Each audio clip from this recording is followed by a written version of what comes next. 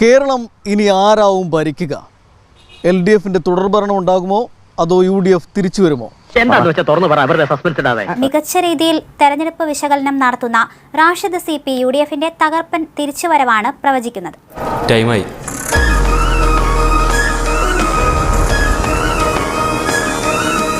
മുൻ തെരഞ്ഞെടുപ്പുകളിലെല്ലാം തന്നെ കൃത്യമായി പ്രവചനം നടത്തി ഞെട്ടിച്ച റാഷിദ് CP ഉണ്ട് നമുക്കൊപ്പം. 2020 ഡൽഹി ഉപതെരഞ്ഞെടുപ്പിന്റെ ഫലം മുതൽ ഇങ്ങോട്ട് നടത്തിയിട്ടുള്ള 17 പ്രവചനങ്ങളിൽ CP റാഷിദിന്റെ 15 പ്രവചനങ്ങൾ വളരെ കൃത്യതയുള്ളതായിരുന്നു. അതാണൊരു പേടി, അല്ല പേടിയല്ല, ഒരു ഭയം.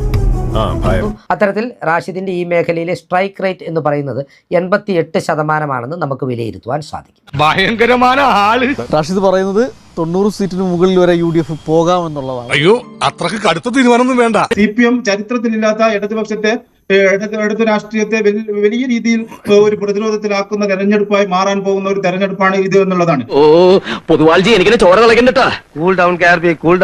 പതിവില്ലാത്ത വിധം ന്യൂനപക്ഷ വോട്ടിന്റെ ഏകീകരണം സംഭവിച്ചിട്ടുണ്ട്. അത് സമീപകാലത്തുണ്ടായ പല വിഷയങ്ങളിലൂടെയും ആ ന്യൂനപക്ഷ വോട്ടിന്റെ ഒരു റിവേഴ്സ് സ്വീപ്പാണ് ഈ തെരഞ്ഞെടുപ്പിൽ കാണുന്നത്.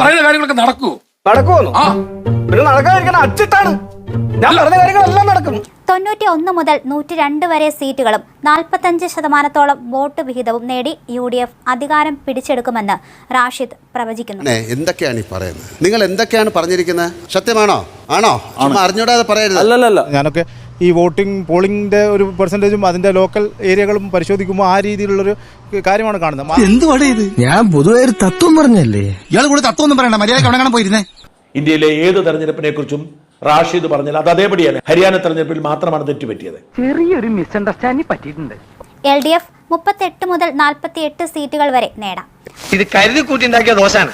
ഈ ജാതക പൊരുത്തത്തിൽ എനിക്ക് വിശ്വാസമില്ല. എനിക്ക് വിശ്വാസമാണ്, എനിക്കില്ല. അതുകൊണ്ട് തന്നെ പ്രത്യാശാപരമായ ഒന്നും തന്നെ ഇടതുപക്ഷത്തെ സംബന്ധിച്ച് വരാനുണ്ട് എന്ന് ഞാൻ കാണുന്നില്ല. എന്റെ പൊന്നെ, ഒന്ന് മിണ്ടാതിരിക്കാവോ? NDA 1 മുതൽ 3 വരെ സീറ്റുകൾ നേടാം. എന്റെ കാശ് നശിപ്പിക്കാൻ വേണ്ടി മാത്രം പറിച്ചു വിട്ടിരിക്കുകയാണോ തന്നെ? അത് പ്രത്യേകിച്ച് അങ്ങോട്ട് തിരുവനന്തപുരം മേഖലയിലേക്ക്. അത് തിരുവനന്തപുരം മേഖലയിൽ തന്നെയാണ്. ഒന്നാമത്തെ സീറ്റ് ഞാൻ കണ്ടത് നിയമമാണ്. നോക്കിക്കൊണ്ടിരുന്നു. മറ്റുള്ള സീറ്റുകൾ സാധ്യതകൾ മാത്രമാണ്. റാഷിദ് സകല ഡാറ്റകളും പരിശോധിച്ച് വിലയിരുത്തി പറയുന്നത് ശരിയാവാറുണ്ട്. അതെ, പ്രശ്നം വെച്ച അച്ഛൻ വളരെ അപൂർവമായി മാത്രമേ തെറ്റാറുള്ളൂ. കാക്കണം മെയ് 4-ന് നമ്മൾ ഒന്നുകൂടി റാഷിദിനെ കാണാൻ വരുന്നതായിരിക്കും.